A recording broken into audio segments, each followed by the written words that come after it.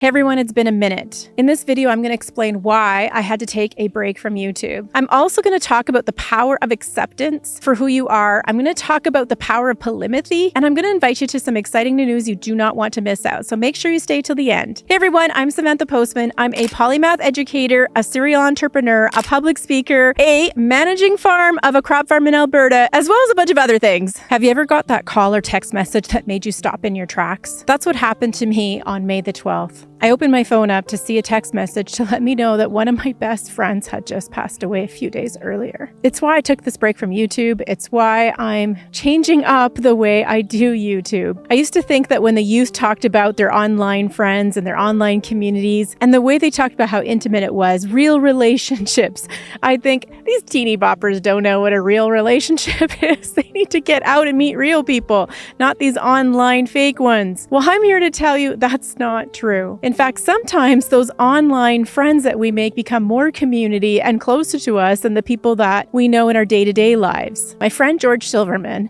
was an 80-year-old from New York. We were an unlikely duo, me, a farm wife from a small, sleepy town in southern Alberta. It's actually where I'm taking my video from today on our yard. We met on Twitter. We grew our relationship through our interactions on Twitter. It's kind of an interesting story how we met. It started out with this new Tools for Thought app called Rome Research. Him and I so happened to be in the same book club. This is like high tech stuff, and he at the time was about 78. I barely knew him in a sea of hundreds of others. And then not long later, we also took this course called Ship 30 for 30, and it was about online digital writing for 30 days straight. Again, hundreds of people were in this community, and although we saw one another, we didn't really connect until later when Twitter Spaces became a really big thing. For those of you who don't know what Twitter Spaces are, it's called social audio. It's sort of like a live podcast event that's similar to the old party lines where many people are on the audio at the same time. I felt like I needed to explain why I took this long break from YouTube. I had just started up at the end of March, and things were going really well. I grew to over 600 subscribers in a very short period of time. One of my videos even hit 20,000 views. So why did I take this break? What took me by surprise was how long I needed to grieve. I grieved deeply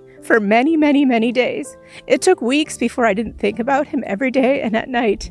You see, George and I talked on a regular basis, sometimes through texting, sometimes through phone calls. And he was also part of my Polymath group where we met almost weekly for almost 2 years through Zoom video conferencing. In fact, him and I had started writing a book together specifically for polymaths. I had been planning to go to New York in March so that we could really work on our book. However, because I'm not COVID vaccinated, I was still barred from going into the country. It doesn't make a lot of sense to me how millions of people can cross the south border of the United States without any ID at all or vaccination status of any kind, and yet Canadians were considered national risk without a vaccination, even people like me who had natural immunity through infection. Yeah, let's just say I was slightly pissed at Biden for a while. My next plan was to fly down in the spring. On May the 12th, just 2 days after George died, the borders opened up and it's too late. Hopefully, I'll finish that book without him, but it won't be the same. Some people think it's about the book. Here's the thing, it really wasn't about publishing the book. Both George and I have a lot of accomplishments.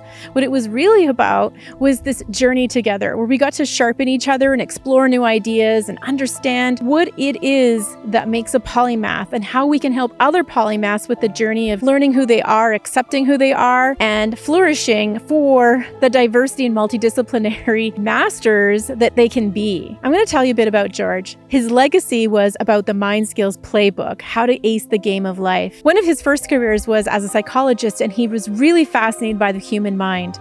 But in his later years, he was quite fascinated with how he could teach people critical thinking, problem solving, emotional intelligence, execution, goal setting, so that they could have better lives. We even have an outline together of how he could teach mind skills to children. What's crazy about George, he was over 80 years old and he was building this book in public. You can watch the pages come to life as he would make additions on a regular basis. How did George figure out all these mind skills? Well, he was a polymath. He was a sous vide cook, a professional level magician, a psychologist, a marketer, a philosopher. He could do stilts and windsurfing and a stenographer. He was a social audio expert. He was a social media influencer. He was an author and he traveled the world. He was always an early adopter. In fact, fact, I used to tell people that he could run circles in tech around a 25-year-old. One of the things I really want to share about George is a story. When I got that devastating text message from his wife, Marla, I immediately offered to help with his digital presence. In fact, it turned out that I became the digital executrix. I'm sharing this because many of us digital trailblazers don't realize that when we move on from this world,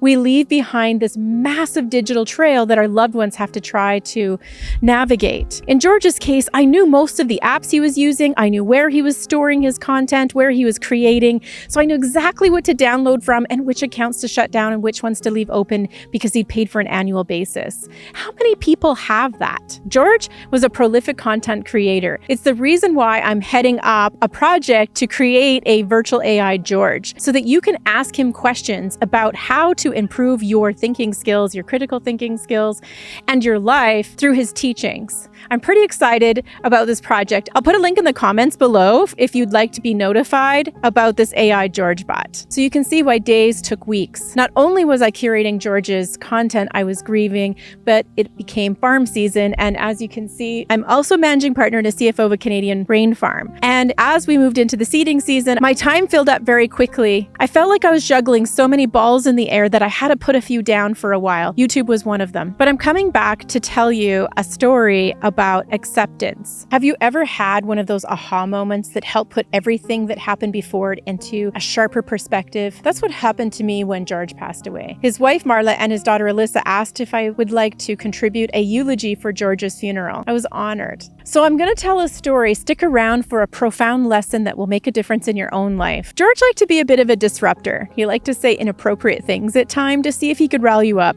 He was an experimenter, but he had this amazing heart. And once you got to know that, you could see that this little stinker in him was really just something fun. Every once in a while, he would say something that was definitely over the inappropriate line. I wanted to include one of these stories in the eulogy, so I definitely got permission from his family. And they said that this was totally typical of him and was happy to have it in the eulogy. So here's the story. In mid-April, I was hosting a space with my Polymath group, and it was entitled Super Learning: Generalists versus Specialists versus Polymaths. However, most of the space was really about how polymaths become super learners so that we could teach those methods to those who came. George is one of the co-hosts. There was about 450 people who showed up. George and I know each other really well, so we were able to prompt each other. So when someone would ask a question, I would say, hey, George has a perfect story for this. You know what? George is really equipped to answer this well for you, or George can help you with this. And he would do the same for me. It's something magical when you know each other's strengths and give permission for them and invite them to speak into them for other people. The space was a lot of fun. It ended up being about 3 hours. And when you're hosting a space for 3 hours, it's basically talking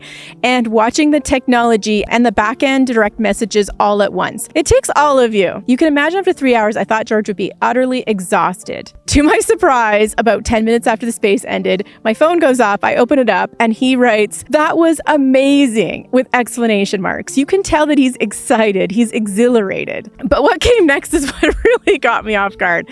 Then he wrote, "That was the most fun I've had with clothes on." You imagine? I remember laughing and thinking, oh my gosh, that is a little over the line and inappropriate. But then it gave me a pause. What he was really saying was, thank you so much for providing a space that I got to be myself, that I got to have fun, that I got to experience the joy of what we sometimes would call mind fireworks. What was really special about this day was that we got to talk about polymaths. We got to be ourselves.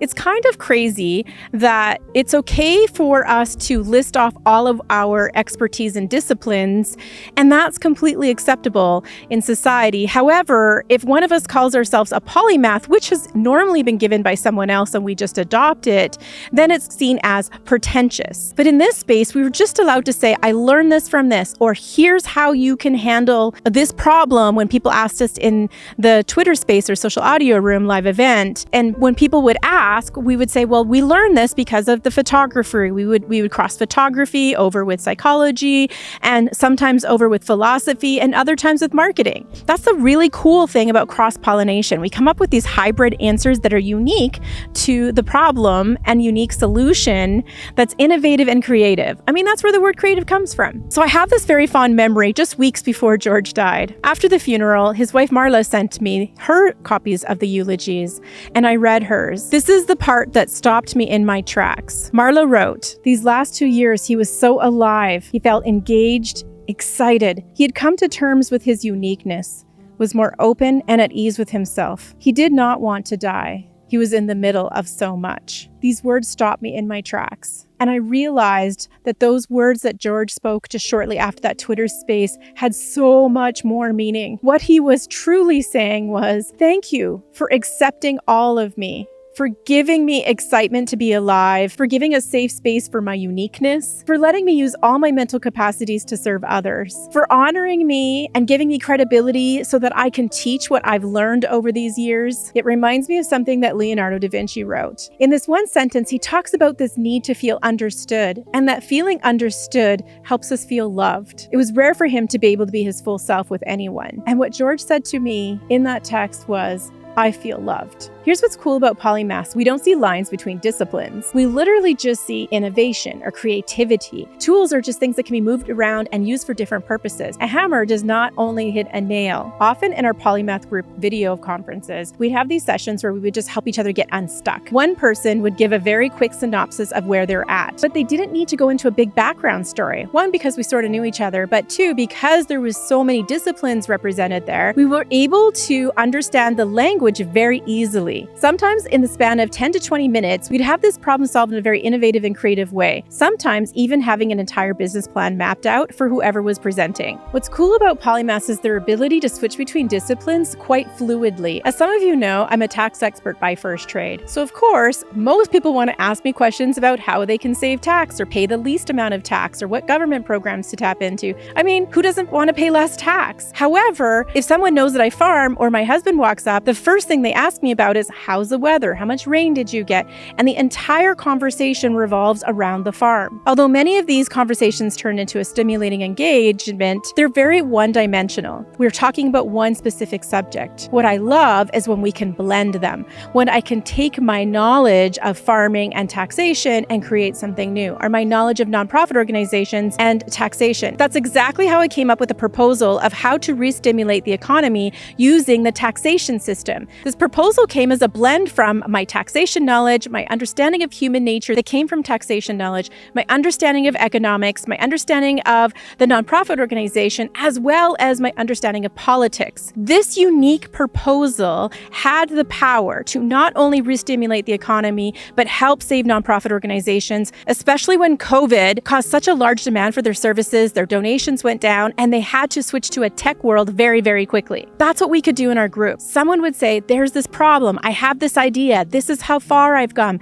And together, all of us would just jump in with all of our ideas freely and fluidly. So where do all these ideas come from? That's what I loved about George. He was so curious. He had this little stuffy he would show us in the videos. It says, Curious George. Curiosity is what creates connections. Some of those connections are ideas, but other times those connections are through relationships. It's through my relationship with George that I realized that us digital trailblazers in the modern Renaissance have quite the digital footprint. And because I've been curating all of George's content, it's really made me more conscious about my own. Considering I filed a lot of estate returns and worked with people when their loved ones died, I think I'm uniquely qualified to help some of you out. In my next video, I'm going to help some of you with your brain drag, as well as prepare your digital estate for those who manage it after you're gone. Promises to be a very good episode, so make sure you hit the subscribe button so you don't miss out. Also, I want to invite you to sign up for my newsletter. I don't always put it out weekly. As with any juggler, I sometimes need to put a few balls down in order to manage the ones that are in my hands. So forgive me if I'm not sending one weekly, but I promise you there'll be some really great gems. I'm opening a Polymath merch store, and I've got some other exciting content that I'll be releasing in the coming year. Likely, I will reopen my Polymath community. We had been closed for new applications after our beta testing, and now I'm reflecting on how I want to relaunch the community. Again, that's where the newsletter will come in handy.